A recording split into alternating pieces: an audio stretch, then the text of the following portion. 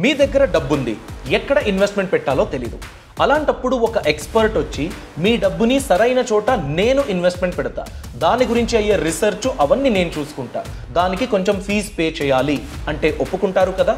దాన్నే asset management అంటారు. ఇండియాలోనే అతి పెద్ద asset management company ICICI Prudential asset management company ఐపీఓకి వెళ్తుంది. డిసెంబర్ 12 ఈ ఐపీఓ స్టార్ట్ అవబోతుంది. సో ఈ ఐపీఓ గురించి A to Z ఈ వీడియోలో మనం డిస్కస్ చేద్దాం. గుర్తుపెట్టుకోండి, ఈ వీడియోలో నేను డిస్కస్ చేసే విషయాలు ICICI Prudential AMC red herring prospectus అంటే RHPలో ఇచ్చిన విషయమే. నేను సొంతంగా ఏమీ చెప్పట్లేదు. ఈ వీడియో ఈ ఐపీఓ గురించి ఎలాంటి రికమెండేషన్ కాదు. నేను సెబీ రిజిస్టర్డ్ ఇన్వెస్ట్మెంట్ అడ్వైజర్ని కాను. మీరు ఇన్వెస్ట్మెంట్ పెట్టాలంటే సెబీ రిజిస్టర్డ్ ఇన్వెస్ట్మెంట్ అడ్వైజర్ని కన్సల్ట్ చేయండి. దాని తర్వాత ఇన్వెస్ట్మెంట్ డిసిషన్ తీసుకోండి.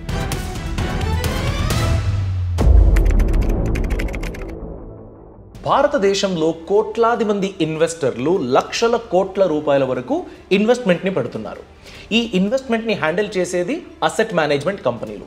దాంట్లో పెద్దదైన ఐసిఐసిఐ ప్రుడెన్షియల్ ఐపీఓకి వెళ్తూ ఉంది. సో ఇది ఎంత పెద్దది, ఎంత డబ్బుని మేనేజ్ చేస్తుంది, ఎన్ని కోట్ల మంది కస్టమర్స్లు ఉన్నారు, దాన్ని ముందుగా తెలుసుకుందాం.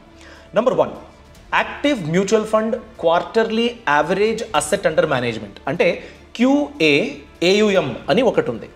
దాని ప్రకారంగా చూసుకున్నట్లయితే మొత్తం భారతదేశంలో ఎంతైతే మ్యూచువల్ ఫండ్ ఇన్వెస్ట్మెంట్ జరుగుతుందో దాంట్లో 13% ICICI Prudential asset management company చూసుకుంటుంది. 2025 మార్చ్ 31 నంబర్స్ని మనం చూసుకున్నట్లయితే టోటల్ ఫండ్ QAAUM అని చెప్పాను కదా, దాని ప్రకారంగా 8,70,000 కోట్ల రూపాయలని ఈ ఫండ్ మేనేజ్ చేస్తూ ఉంది.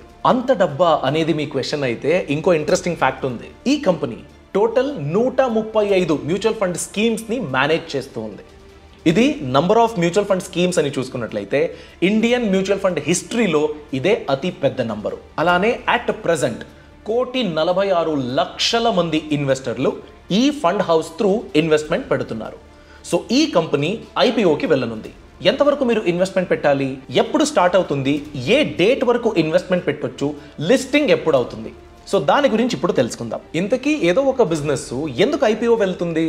వాళ్ళ బిజినెస్ ఇప్పుడు బాగా నడుస్తూ ఉంది, ఎక్కువ ఇన్వెస్ట్మెంట్ దొరికితే ఇంకా ఆ బిజినెస్ని ఎక్స్పాండ్ చేయొచ్చు, వేరే వేరే ప్రోడక్ట్ని అవైలబుల్ చేయొచ్చు కస్టమర్లకు. సో ఎక్కువ కస్టమర్లు వస్తారు, ఎక్కువ బిజినెస్ జరుగుతుంది, ఎక్కువ ప్రాఫిట్ సంపాదించవచ్చు. దాని గురించి ఇనీషియల్ పబ్లిక్ ఆఫరింగ్ అని కంపెనీలు తీసుకొస్తాయి. ఇప్పుడు ICICI Prudential AMC asset management company 10,600 కోట్ల రూపాయల పెద్ద మొత్తాన్ని నాలాంటి మీలాంటి ఇన్వెస్టర్స్ చేత కలెక్ట్ చేయడానికి ఐపీఓ తీసుకొస్తూ ఉంది. ఐపీఓ డీటెయిల్స్ అని చూసుకున్నట్లయితే 12th డిసెంబర్ అంటే శుక్రవారం ఓపెన్ అవుతుంది. 16th డిసెంబర్ వరకు ఇన్వెస్ట్మెంట్ పెట్టడానికి అవకాశం ఉంటుంది. ఒక్క లాట్లో మినిమం 6 షేర్లకు మీరు ఇన్వెస్ట్మెంట్ పెట్టవచ్చు. ప్రైస్ రేంజ్ 2,061 రూపాయల నుండి 2,165 రూపాయల వరకు అవకాశం ఉంది.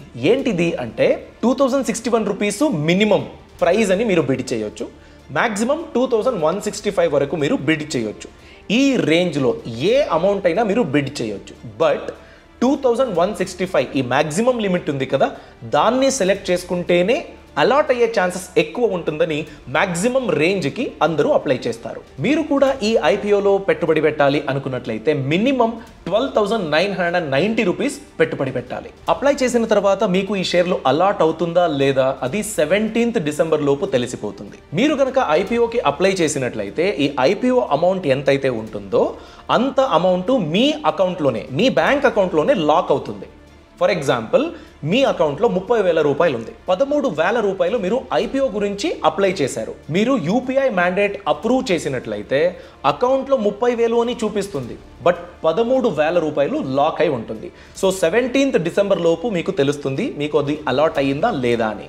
ఒకవేళ అలాట్ అవ్వకపోతే మీ అకౌంట్లో లాక్ అయిన ఆ అమౌంట్ రిలీజ్ అవుతుంది. ఒకవేళ ఐపీఓ అలాట్ అయితే ఆ లాక్డ్ అమౌంట్ డిడక్ట్ అవుతుంది, మీ డిమాట్ అకౌంట్లో షేర్స్లు కనబడతాయి. ఇప్పటికీ టెంటేటివ్ లిస్టింగ్ డేట్ అని చూసుకున్నట్లయితే 19th డిసెంబర్కి లిస్ట్ అవుతుంది అని ఇన్ఫర్మేషన్ దొరుకుతుంది.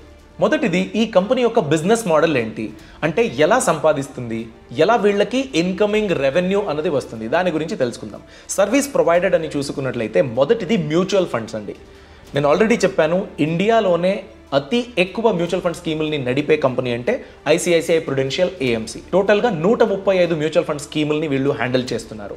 ఆ డబ్బుని ఇప్పుడు నేను కూడా ఇన్వెస్ట్మెంట్ పెట్టాను అనుకోండి, ఆ డబ్బుని ఎక్కడ ఇన్వెస్ట్మెంట్ పెట్టాలి అనే దానికి కొంచెం ఫీజుని వాళ్ళు ఛార్జ్ చేస్తారు. అలా వాళ్ళకి డబ్బు వస్తుంది. Second one PMS, portfolio management services. For example high net worth individuals ఉంటారు, హెచ్ఎన్ఐస్ అంటాం కదా, వాళ్ళ దగ్గర ఒక 200 crores 800 crores ఇంత అమౌంట్ ఉంటే ఆ డబ్బుని ఒక వ్యక్తి మేనేజ్ చేయడం అంత ఈజీ కాదు.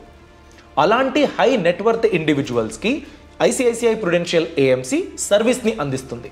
అంటే వాళ్ళ డబ్బుని వీళ్ళు మేనేజ్ చేస్తారు కంప్లీట్గా. సో దానికి కూడా వాళ్ళు ఛార్జ్ చేస్తారు. మూడోది ఆల్టర్నేటివ్ ఇన్వెస్ట్మెంట్ ఫండ్స్. అంటే కొన్ని ఫండ్లు ఉంటాయి, ఆ ఫండ్ని వీళ్ళు మేనేజ్ చేస్తారు. ఈ ఫండ్లు రియల్ ఎస్టేటు, ప్రైవేట్ ఈక్విటీ అంటే అన్లిస్టెడ్ ఏదైనా స్టాక్స్లు ఉంటే అలాంటి ఇన్వెస్ట్మెంట్ పెట్టే ఫండ్లు ఉంటాయి కదా, దాన్ని వీళ్ళు మేనేజ్ చేస్తారు. నాలుగోది అడ్వైజరీ సర్వీసెస్ ఆఫ్షోర్. ఆఫ్షోర్ అంటే ఏంటి? ఇప్పుడు ఇండియన్ సిటిజన్ను ఫారిన్కి వెళ్ళారు, వాళ్ళు డబ్బుని ఇన్వెస్ట్మెంట్ పెట్టాలి, అలాంటి వాళ్ళకి సర్వీసెస్ని వెళ్ళిస్తారు. అలానే ఇండియాలో కాకుండా వేరే చోట ఇన్వెస్ట్మెంట్ పెట్టాలన్నా కూడా అలాంటి సర్వీసెస్ని వీళ్ళు చూసుకుంటారు. సో ఈ 4 మార్గంలో వీళ్ళు డబ్బుని సంపాదిస్తూ ఉన్నారు. ఇప్పుడు ICICI Prudential asset management company యొక్క స్ట్రెంగ్త్ గురించి తెలుసుకుందాం. నంబర్ 1 బ్రాండ్ ట్రస్ట్ అండి. ఐసిఐసిఐ ప్రుడెన్షియల్ అనేది 2 కంపెనీల కాంబినేషన్. ఐసిఐసిఐ బ్యాంక్ ఉంది కదా, ఐసిఐసిఐ బ్యాంక్, మరి ప్రుడెన్షియల్ కార్పొరేషన్, ఇదొక బ్రిటన్ కంపెనీ. నెక్స్ట్ పాయింట్, వీళ్ళ బిజినెస్ పాన్ ఇండియా చాలా మంచిగా జరుగుతూ ఉంది. వీళ్ళ బిజినెస్ నెట్వర్క్ అన్నది చాలా పెద్దగా ఉంది. 264 ఆఫీసులు ఉన్నాయి. అలానే 1,06,475 మ్యూచువల్ ఫండ్ డిస్ట్రిబ్యూటర్లు వీళ్ళకి కాంట్రిబ్యూట్ చేస్తున్నారు. అలానే ఐసిఐసిఐ బ్యాంక్కి 6,983 బ్రాంచులు ఉన్నాయి. ఇప్పుడు నేను మ్యూచువల్ ఫండ్లో ఇన్వెస్ట్మెంట్ పెట్టాలంటే జస్ట్ నా ఫోన్ ఓపెన్ చేసి ఇన్వెస్ట్మెంట్ పెట్టవచ్చు, లేదా బ్యాంక్కి వెళ్ళి బ్యాంక్ వాళ్ళ సహాయం తీసుకుని ఇన్వెస్ట్మెంట్ పెట్టవచ్చు. వేరే మ్యూచువల్ ఫండ్ డిస్ట్రిబ్యూటర్ ద్వారా కూడా నేను ఇన్వెస్ట్మెంట్ పెట్టవచ్చు. ఇలా వేరే వేరే ఛానల్ ద్వారా ఇన్వెస్ట్మెంట్ పెట్టడానికి అవకాశం ఉంది.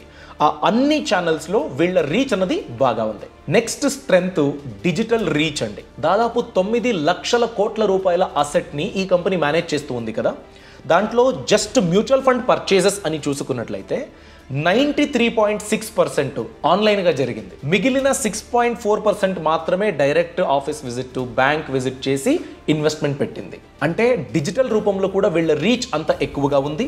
అలానే ఆపరేషనల్ ఎఫిషియన్సీ అని చూసుకున్నట్లయితే చాలా బాగా వీళ్ళు మెయింటైన్ చేస్తున్నారు. అందుకే 93% ఇన్వెస్ట్మెంట్ ఆన్లైన్ రూపంలోనే జరుగుతుంది. ఈ కంపెనీ యొక్క నెక్స్ట్ స్ట్రెంగ్త్ అని చూస్తే ఎక్స్పీరియన్స్డ్ మేనేజ్మెంట్. ఈ మేనేజరియల్ పర్సనల్ అని ఉంటారు, కేఎంపీ. మెయిన్ డిసిషన్స్ తీసుకునేది వీళ్ళే. ఇలాంటి వాళ్ళు 25 years కన్నా ఎక్కువ ఎక్స్పీరియన్స్ ఉన్న వాళ్ళు ఈ మేనేజ్మెంట్లో ఉన్నారు. ఈ ఎక్స్పీరియన్స్ డిసిషన్ మేకింగ్లో చాలా ఉపయోగపడుతుంది. రీసెంట్ ఇయర్స్ అని చూసుకున్నట్లయితే కన్సిస్టెంట్ ప్రాఫిట్ గ్రోత్ ఈ కంపెనీ ద్వారా జరుగుతుంది. రిటర్న్ ఆన్ నెట్ వర్త్, ఈ కంపెనీ యొక్క నెట్ వర్త్ ఎంతైతే ఉందో దానిపైన ఎంత రిటర్న్స్ ఇది సంపాదిస్తూ ఉంది అని చూసుకున్నట్లయితే 82.8% ఉంది ఫినాన్షియల్ ఇయర్ 2025 అని చూసుకున్నట్లయితే. సో ఇవి కంపెనీ యొక్క స్ట్రెంగ్త్. చాలా ఇంపార్టెంట్. ఐపీఓ మార్కెట్లో ఎలాంటి కంపెనీ అయినా రిస్కులు కూడా మనం ఖచ్చితంగా గమనించాల్సిందే. సో ఐసిఐసిఐ ప్రుడెన్షియల్ బిజినెస్ యొక్క రిస్కులు ఏంటి అని చూసుకున్నట్లయితే మొదటిది డిపెండెన్సీ అండి. మార్కెట్ మరియు ఎకనామిక్ కండిషన్స్ మీద ఈ కంపెనీ ఎంతైతే డబ్బు సంపాదిస్తుందో అది డిపెండెంట్గా ఉంటుంది. ఒకవేళ స్టాక్ మార్కెట్లో ఏదైనా ప్రాబ్లం అయితే, స్టాక్ మార్కెట్ డల్గా ఉంటే, స్టాక్ మార్కెట్లో అంత మంచి గ్రోత్ లేకపోతే వీళ్ళ అర్నింగ్స్ అన్నది డైరెక్ట్గా దెబ్బతింటుంది. Next regulatory change risk. ఏంటిది అంటే ఇప్పుడు మీరు పెట్టే ప్రతి రూపాయి కూడా ప్రాపర్గా మేనేజ్ చేయాలి, దాని గురించి రూల్స్ ఉంటుంది.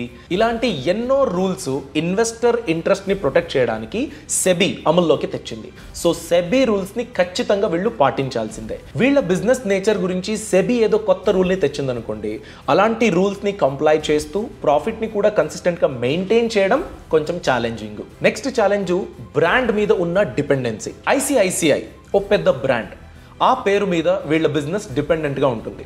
ఒకవేళ ఆ బ్రాండ్ ఇమేజ్కి ఏదైనా ప్రాబ్లం జరిగితే అలాంటప్పుడు వీళ్ళ ఇన్కమ్ మీద కూడా ఒక నెగటివ్ ఎఫెక్ట్ ఉండే ఛాన్స్ ఉంటుంది.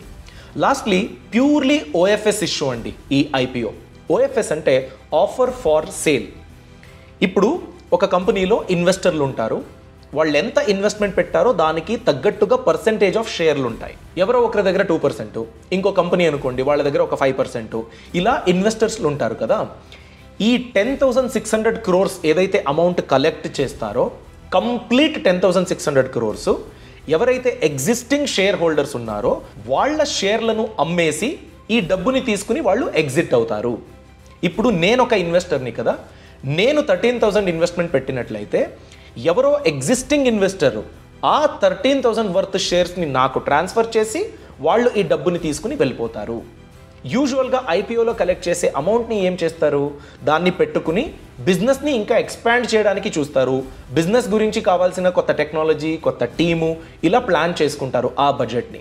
బట్ ఇక్కడ వచ్చే 10,600 crores కంప్లీట్గా ఆఫర్ ఫార్ సేల్. ఇప్పుడు ఐసిఐసిఐ ప్రుడెన్షియల్ ఏఎంసీ యొక్క ఫినాన్షియల్స్ని గమనిద్దాం. అంటే ఎంత రెవెన్యూ జనరేట్ చేసింది, ఎంతవరకు ప్రాఫిట్ వచ్చింది, return on net worth last 3 years అని చూసుకున్నట్లయితే ఇంక్రీజింగ్ ట్రెండ్లో ఉందా, డిక్రీజింగ్ ట్రెండ్లో ఉందా, దాన్ని ఇప్పుడు చూద్దాం. రెవెన్యూ ఫ్రమ్ ఆపరేషన్స్ అని చూసుకున్నట్లయితే 2023లో 2,837 కోట్ల రూపాయల రెవెన్యూని సంపాదించింది. 2024 అని చూసుకున్నట్లయితే 3,758 crores కలెక్ట్ చేసింది. 2025 ఫినాన్షియల్ ఇయర్ అని చూసుకున్నట్లయితే 4,977 కోట్ల రూపాయల రెవెన్యూని సంపాదించింది. ప్రాఫిట్ ఆఫ్టర్ ట్యాక్స్ ఎంత? సో ఈ రెవెన్యూలో ప్రాఫిట్ ఎంత? 1,515 crores 2023లో. 2024లో 2,049 కోట్ల రూపాయల ప్రాఫిట్ని సంపాదించింది. 2025లో చూసుకున్నట్లయితే 2,650 కోట్ల రూపాయల ప్రాఫిట్ని సంపాదించింది. సో రిటర్న్ ఆన్ నెట్వర్త్ ఎంత? 2023లో 70% ఉండేది, 2024లో 78.9%, అంటే ఆల్మోస్ట్ 9% ఇంక్రీజ్ అయ్యింది. 2025లో 82.8% రిటర్న్ ఆన్ నెట్వర్త్ ఉంది. అంటే 2023 నుండి 2025 వరకు చూసుకున్నట్లయితే ఇంక్రీజింగ్ ట్రెండ్ కనబడుతుంది. అలానే ఈపీఎస్ అనే ఒక మెట్రిక్ ఉంది, earning per share. Basic EPS అని చూసుకున్నట్లయితే అంటే ఈ కంపెనీ యొక్క ప్రతి షేర్కి ఎంత రిటర్న్స్ని సంపాదించి ఇచ్చింది అనే ఒక మెట్రిక్ అండి ఈపీఎస్ అంటే. 2023లో ఎర్నింగ్స్ పర్ షేర్ 86 రూపాయలు, దాదాపు 86 రూపాయలు ఉండేది. 2024లో 116 రూపాయలకి అది ఇంక్రీజ్ అయ్యింది. 2025 అని చూసుకున్నట్లయితే 150 రూపాయలు ప్రతి షేర్కి సంపాదించి ఇచ్చింది. Lastly peer comparison. Just like ICICI Prudential AMC already list అయిన కంపెనీలు ఎలా పర్ఫామ్ చేస్తూ ఉంది దాన్ని ఒక కంపారిజన్ చూద్దాం. ఇప్పుడు హెచ్డిఎఫ్సి ఏఎంసీ ఉంది, ఎస్బీఐ ఫండ్స్ ఉంది, యాక్సిస్ ఏఎంసీ ఉంది. రెవెన్యూ 2025 ఈ ఒక్క సంవత్సరానికి రెవెన్యూ, ప్రాఫిట్, మార్కెట్ షేరు ఇవన్నీ కంపేర్ చేసి చూద్దాం. ఐసిఐసిఐ ప్రుడెన్షియల్ కంపెనీ యొక్క రెవెన్యూ 4,980 కోట్ల రూపాయలు, హెచ్డిఎఫ్సి 4,600 కోట్ల రూపాయలు, ఎస్బీఐ ఫండ్స్ 3,800 కోటి, యాక్సిస్ ఏఎంసీ 2,500 కోట్ల రూపాయలు. అదే మీరు నెట్ ప్రాఫిట్ అని చూసుకున్నట్లయితే ఐసిఐసిఐ ప్రుడెన్షియల్ 2,651 కోట్ల రూపాయల ప్రాఫిట్ని సంపాదించింది. హెచ్డిఎఫ్సి 2,200 కోట్ల రూపాయల ప్రాఫిట్, ఎస్బీఐ ఫండ్స్ 1,900 కోట్ల రూపాయల ప్రాఫిట్ సంపాదించింది, యాక్సిస్ 1,100 కోట్ల రూపాయల ప్రాఫిట్ని సంపాదించింది. ఇప్పుడు మనం మార్కెట్ షేర్ అని చూసుకున్నట్లయితే ఐసిఐసిఐ 13.4% మార్కెట్ షేర్ ఉంది, HDFC AMC 12.8%, SBI funds 10.5%, axis AMC 6.2% market share ఉంది. సో ఇదండి ICICI Prudential asset management company యొక్క బిజినెస్ మోడల్ ఏంటి, ఎంతవరకు సంపాదిస్తున్నారు, స్ట్రెంగ్త్ ఏంటి, రిస్క్ ఏంటి, ఎలా దెబ్బతినొచ్చు, ఇవన్నీ విషయాలు ఈ వీడియోలో డిస్కస్ చేసిన అన్ని పాయింట్లు ఐసిఐసిఐ ప్రుడెన్షియల్ ఏఎంసీ సెబీ ముందు ఫైల్ చేసిన ఆర్హెచ్పి రెడ్ హెర్రింగ్ ప్రాస్పెక్టస్లో ఉన్నవే. ఇది మనం స్వంతగా చెబుతున్న విషయాలు కాదు. ఈ ఇన్ఫర్మేషన్ నచ్చినట్లయితే లైక్ చేయండి, మీ అభిప్రాయాన్ని కామెంట్ సెక్షన్లో తెలియచేయడం అస్సలు మర్చిపోవద్దు. ఎవరికైతే ఈ ఇన్ఫర్మేషన్ అవసరం ఉందో వాళ్ళకి ఈ వీడియో లింక్ని షేర్ చేయడం అస్సలు మర్చిపోవద్దు. Thanks for watching. All the best. Boss వాలా, బీ ద బాస్.